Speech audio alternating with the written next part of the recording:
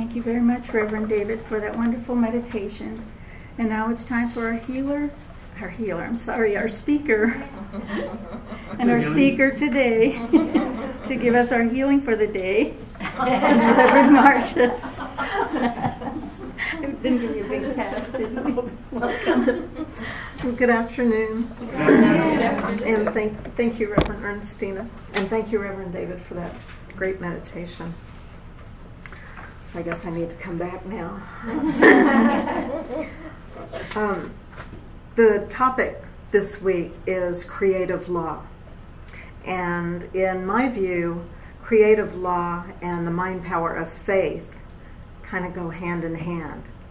And in actuality, all of our mind powers are always alive and active and working simultaneously in and around and through us all the time. So all the mind powers go hand in hand with everything. But sometimes I think it kind of helps to be mindful of a particular one of the mind powers in order to gain additional perspective or understanding. So as I say the word faith, I know that each of you has some sort of definition for that word. A number of years ago, I happened upon a conversation that was discussing faith. And one of the opinions was that faith means that you believe in something without knowing for sure. And another was arguing that there is no faith unless there's proof that something exists.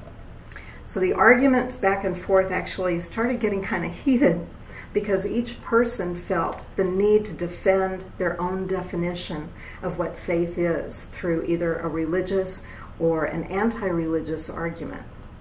So I started thinking about how we each learn to define the words that we use and how protective people can get of the definitions that they've created within themselves. And then I looked up the definition of faith in a couple of different dictionaries, and I thought, well, I can really understand how one word could be so confusing and frustrating to people. So one thing that seems to be common to definitions of faith is that it's a trust in a belief of something. So if you have trust in a belief, then you have an inner knowing that something is true. I know, I have faith that even on a very cloudy day, the sun is still there.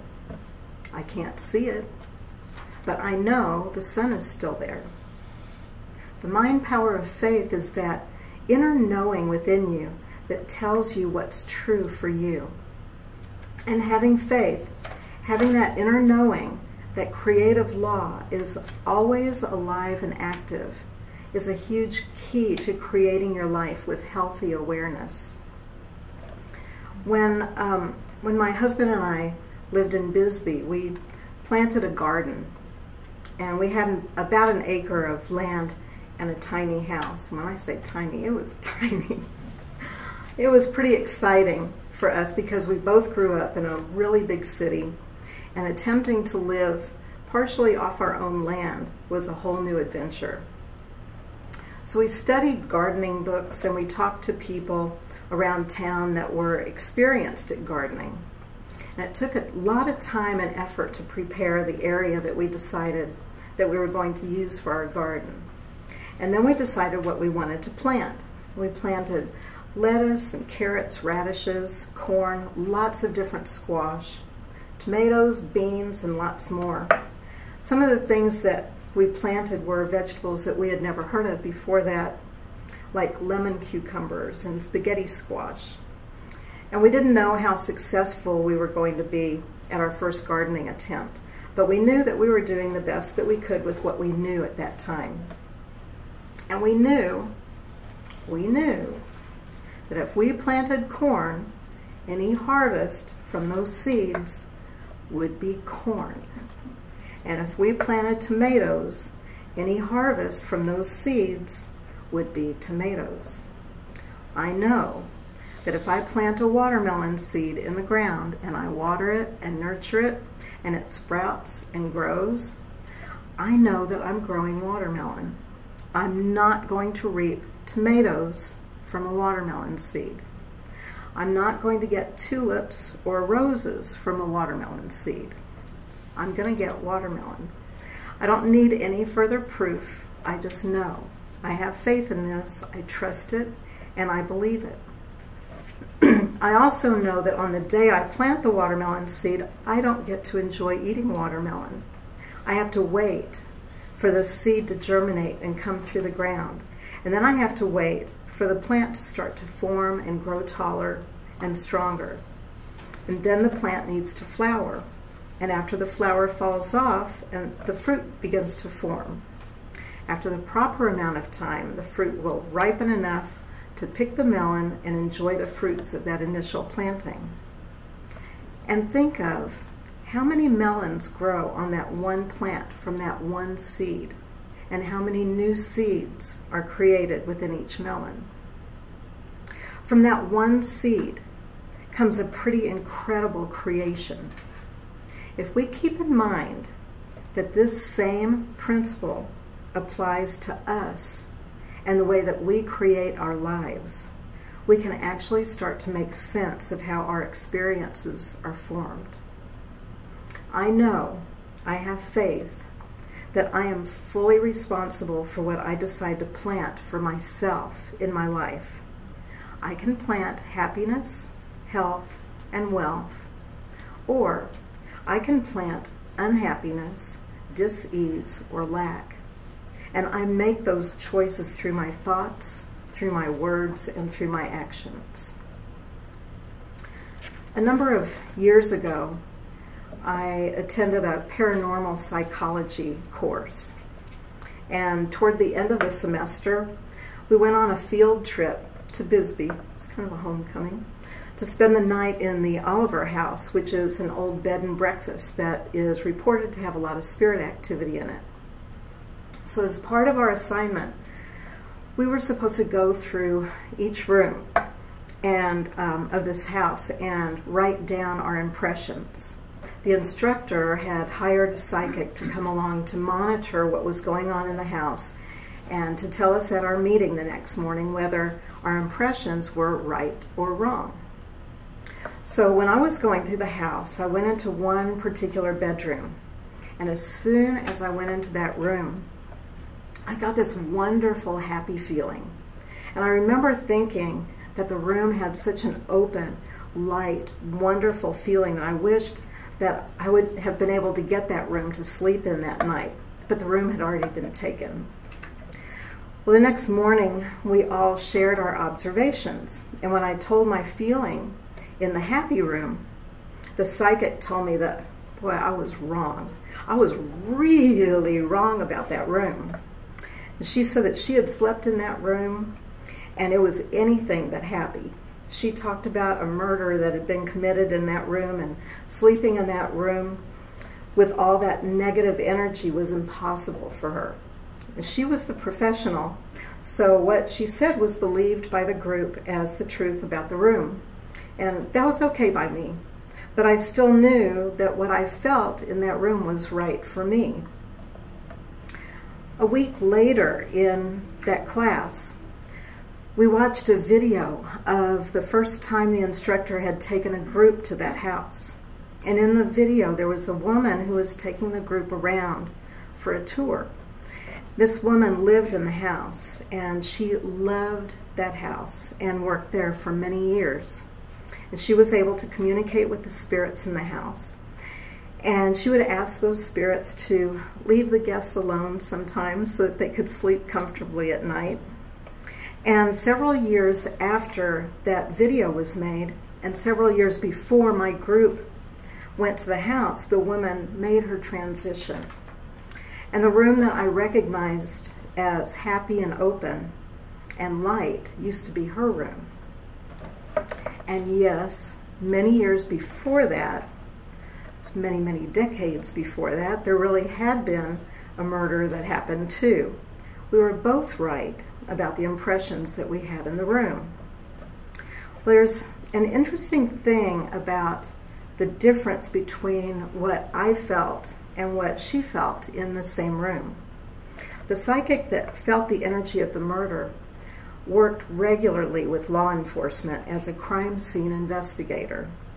She had trained herself to focus on that type of energy. On the other hand, I focus on my protection, and I work on attracting to myself energy that matches my goals of happiness, health, and wealth.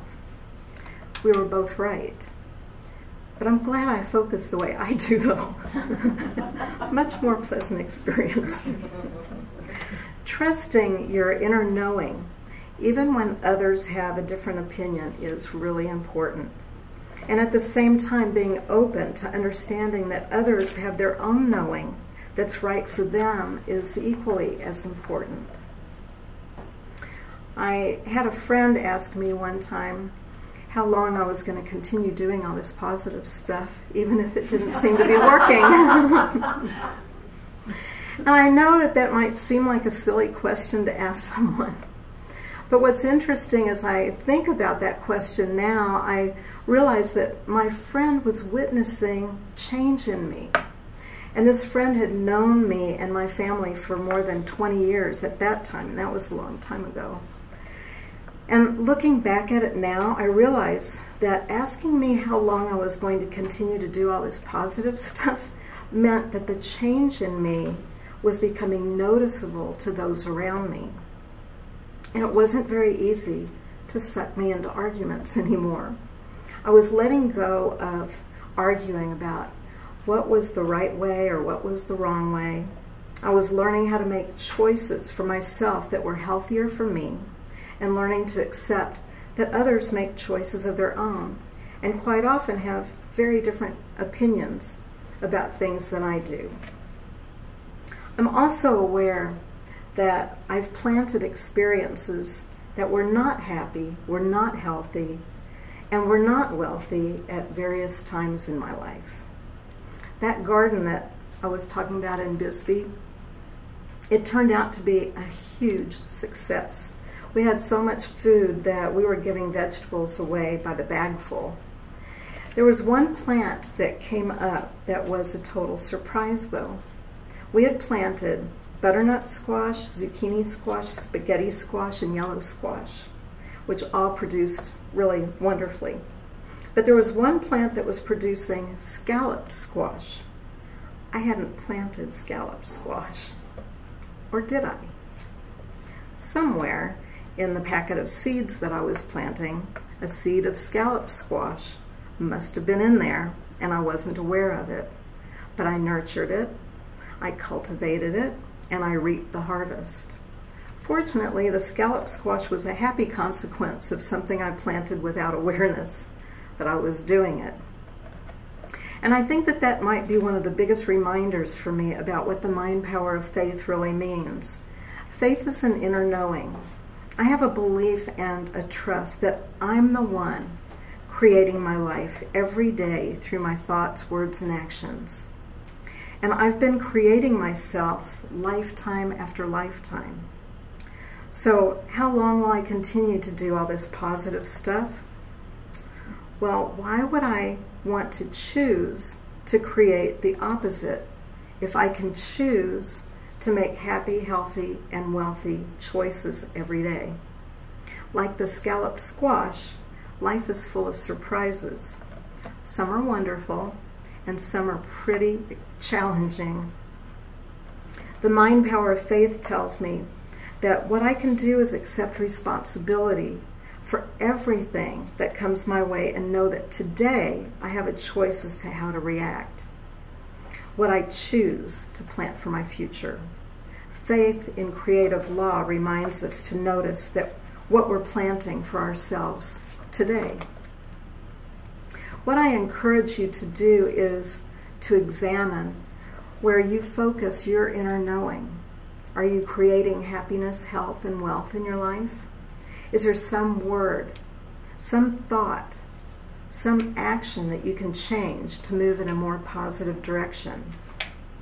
Your life is yours to create, moment by moment, thought by thought, word by word, action by action. Be aware, have the faith, the inner knowing that you are the divine power that creates happiness, health, and wealth in your life. Have the faith and understanding of how you're creating you every day. God bless you. Thank you.